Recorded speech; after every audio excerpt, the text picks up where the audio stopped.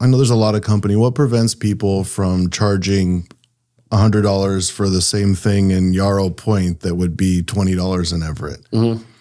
And I know sometimes you're bidding granite versus Formica, but talk on that a little bit. Explain to me, what does Z-Design Build do differently, and how do you approach that?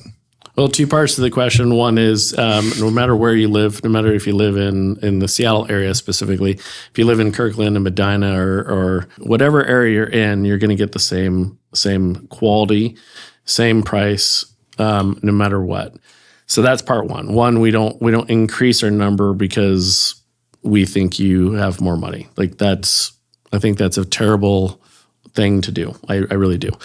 The second part is going back into allocations so we have client homework. So in our bids, it's overly detailed in our scopes, defining almost everything, if not everything, that is going to be done to your remodel, to your house, to your new construction. So in that is also involved in the finished products, the items that like outside of drywall and framing or insulation or whatever it might be that is a common denominator.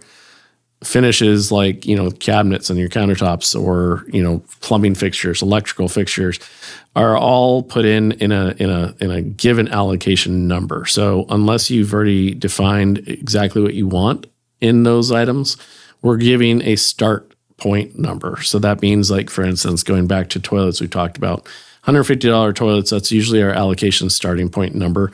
So when the client comes back and says, okay, hey, here's the plumbing, this is what we're going to do in the plumbing. You're going to have a toilet for $150. You're going to have a shower valve. You're going to have shower trim. You're going to have a tub.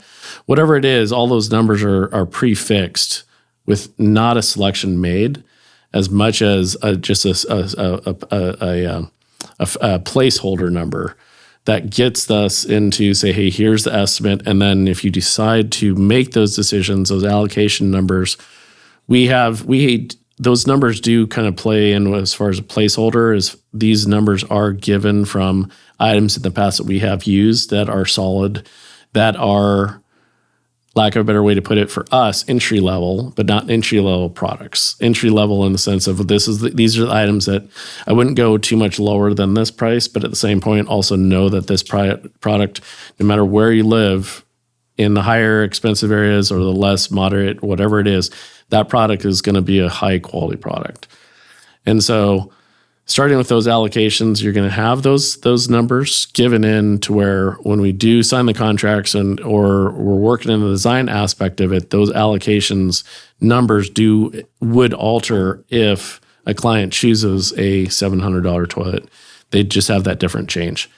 And so that is also another part as far as allocations go, is that we're not raising the numbers for material cost for that choice. So if they choose a $700 toilet, we're not charging them $800 or $900 for that same toilet. We would charge, of course, for the pickup and the handling and all that product part of it, but we're not raising our prices for a material that they could easily get themselves. So I think that's another benefit for us too. But for all in, no matter where you're at, the allocations is a set number that then we work with the clients to make that decision. But at every single standard part of it, we're going to provide a high quality time, high quality product, high quality fixture, to where at the end of their job, we would love to have them come back, but not come back in the sense of, hey, this is an issue. Our toilet is now failed. Our shower is now an issue. So we have that opportunity of giving to, again, any area, especially in the Seattle area, Kirkland, Medina, Everett, Mount Vernon, Cedar Woolley. It doesn't matter. You're gonna get the same service from us no matter what.